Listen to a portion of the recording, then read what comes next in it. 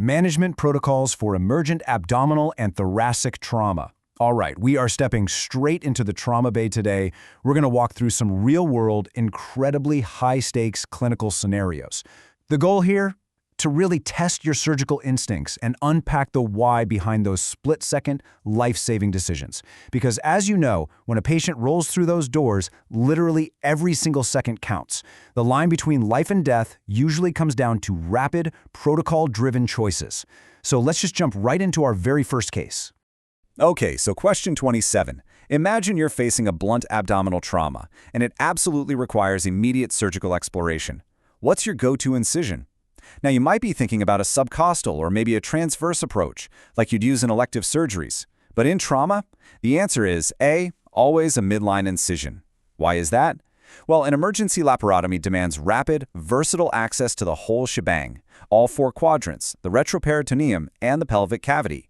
By going directly through the avascular linea alba, you minimize blood loss right off the bat.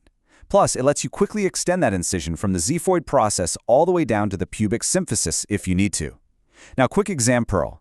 Keep this pediatric variance in your back pocket.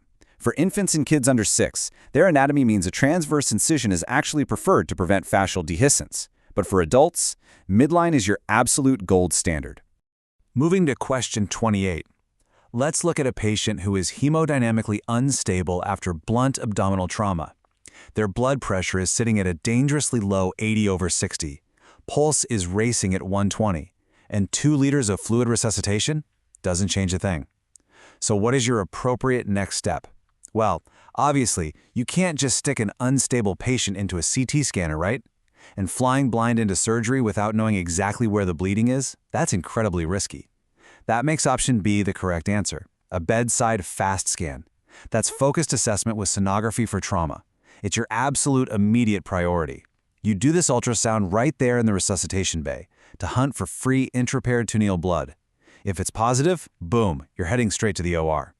If it happens to be unavailable or maybe the result is unclear, that's when you might fall back on a diagnostic peritoneal lavage. Question 29 brings us a different mechanism of injury, a road traffic accident, bike versus cart. Your patient has severe abdominal pain, a pulse of 120, BP of 80/60, and a fractured 10th rib on the right side. What's the next best step? Well, those vitals are absolutely screaming hemorrhagic shock. And because lower right rib fractures, specifically the 9th through 11th ribs, are highly associated with underlying hepatic lacerations, your suspicion for a liver injury should be through the roof. On the flip side, similar left-sided fractures usually mean a splenic rupture. But again, just like our last patient, the absolute best next step is E, a rapid bedside fast scan. Bypassing the CT scanner here is literally critical to minimize the time to get in there and control that hemorrhage surgically. If that fast scan shows a hemoperitoneum, you've got a clear-cut indication for an immediate exploratory laparotomy. Now for question 30. What if the clinical picture shifts?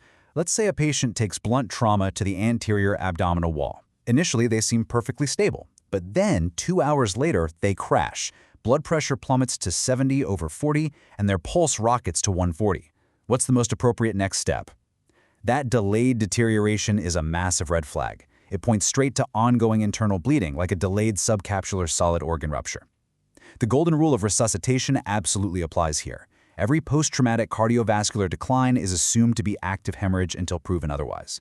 Because the patient is now hemodynamically unstable, the answer is E, a bedside fast scan. Once again, it's your best move to quickly spot that free fluid and get moving toward an urgent exploratory laparotomy. Okay, let's pivot from blunt force to penetrating injuries with question 31. A 33-year-old patient arrives with a gunshot wound. Entry in the right lower abdomen, exit on the back, but surprisingly they are vitally stable. Does that stability change your management? Not even a little bit. The correct answer is D, immediate exploratory laparotomy. Penetrating gunshot wounds that cross the perineal cavity carry a massive risk of intra-abdominal visceral or vascular injury. We're talking an incidence of over 90%.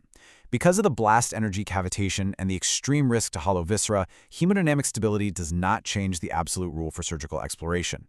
And a key example here, because this specific bullet went front to back, you've got to pay special attention to those retroperineal zones during exploration, just to rule out any occult organ injuries or great vessel damage.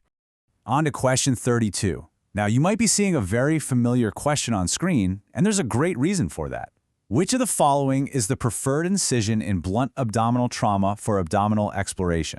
This brings us right back to that foundational concept we covered earlier. Whether you're dealing with blunt trauma or stepping into the OR for that gunshot wound we just talked about, the rule stays exactly the same. The answer is A, a generous midline incision. It is your most versatile approach for rapid entry. We really need to hammer this home. Midline access gives you immediate exposure to the major abdominal vessels, the hepatic and splenic recesses, and the retroperitoneal space via mobilization maneuvers.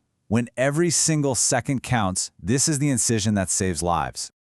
Question 33 asks, 4 points of probe placement in FAST for blunt thoracoabdominal trauma are... We've talked a lot about the FAST scan already, but what exactly are we looking at? The correct answer is B.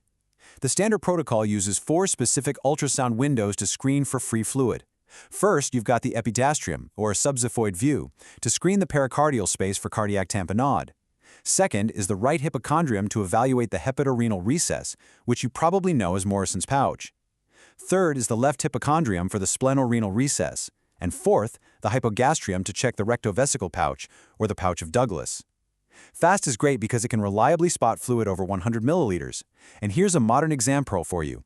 Many centers now use what's called the EFAST protocol. That E stands for extended, meaning they extend the scan to bilateral anterior chest windows to check for hidden pneumothoraxes. Let's look at question 34 and contrast our earlier unstable patients with a stable one. A patient has a blunt injury to the left upper abdomen, but they're hemodynamically stable. BP is a solid 110/70. What is the next step in management? Because they're stable, we actually don't need to rush to a FAST scan or the OR. The correct answer here is B, a CT scan of the abdomen and pelvis with contrast. You see, FAST and DPL are rapid screening tools meant for unstable patients, but they really lack structural detail.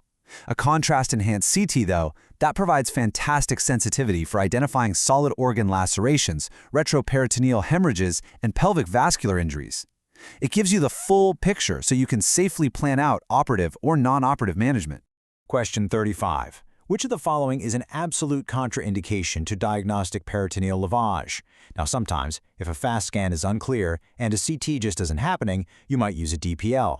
But there is one absolute contraindication you can never, ever ignore, and that's answer A, evisceration of intestines. If intra-abdominal contents are actively exposed through a wound, there's absolutely no need for diagnostic testing. That is a hard indication for immediate emergency surgery. Doing a DPL in that scenario, completely unnecessary and frankly hazardous. Now, things like advanced pregnancy, morbid obesity, or a distended bladder, those are just relative contraindications. For those, you'd simply skip the standard percutaneous DPL and use an open or semi-open incision so you can see exactly where you're entering. Moving to question 36, let's look at a really complex trajectory. A gunshot wound entering the mid-epigastrium and exiting the right chest at the 5th intercostal space. The patient is stable, and an initial chest drain only pulls about 120 milliliters of blood. Next best step? It's actually A, an exploratory laparotomy, not a thoracotomy. Why? Because the normal breathing cycle actually shifts your diaphragm dynamically all the way up to the 4th intercostal space. Any penetrating truncal wound in this transition zone can breach the diaphragm, turning it into a thoracoabdominal injury. A transperitoneal approach via laparotomy lets you directly repair that diaphragm, usually with some heavy non-absorbable suture, while also letting you manage any abdominal organ damage at the same time. That 120 milliliters from the chest drain is just way too far below the threshold to warrant an immediate thoracic exploration. Question 37. What about localized trauma? Imagine a patient takes a kick to the left flank during a fight. They present with gross hematuria, visible blood in the urine, but vitals remain perfectly stable at 110/70. Next best step? That gross hematuria is a massive flashing sign for structural urinary tract trauma, like a renal laceration. But since they're stable, the answer is A, a multi-phase CT scan of the abdomen and pelvis with contrast. It accurately grades the renal injury and checks vascular perfusion. But here is a massive exam pearl you've got to remember. The intensity of the hematuria doesn't always match the severity of the structural injury. Seriously, a complete renal pedicle avulsion can actually present with a perfectly normal urinalysis. Crazy, right? Question 38 asks about the most dire scenarios. The most common approach used for resuscitative thoracotomy is, when you're dealing with a traumatic arrest right after a penetrating thoracic wound, you have to act instantly. The correct answer is B, the left anterolateral thoracotomy. You execute this right through the 5th intercostal space. It gives you super rapid access to the thoracic cavity without the incredibly time-consuming bone cutting you'd need for a median sternotomy. From this approach, you can quickly clear out a pericardial tamponade, perform open cardiac massage, and directly cross-clamp the descending thoracic aorta to keep blood flowing to the brain. And hey, if injuries extend into the right hemithorax, you can just extend that incision straight across the sternum to make a bilateral clamshell. And our final case, question 39. A stab wound to the left hypochondrium. Patient is hemodynamically stable. What's the next step? Because this specific area is that tricky thoraco-abdominal transition zone we talked about earlier, a penetrating stab can super easily breach the diaphragm. But since the patient is stable and has no hard signs of peritonitis or evisceration, the correct answer is E, diagnostic laparoscopy. It gives you this brilliant visualization of the left hemidiaphragm catching occult injuries that even a high-resolution CT scan might completely miss. So navigating these trauma protocols is really all about balancing patient stability against the mechanism of injury. It's a high-wire act for sure. As we wrap up this explainer, let me leave you with a thought. As high-res imaging and bedside ultrasound keep advancing at this lightning speed, how long do you think it'll be before traditional open exploratory surgeries become completely obsolete? Pretty fascinating to think about. Thanks for hanging out with us to explore these trauma protocols, and we'll catch you on the next one.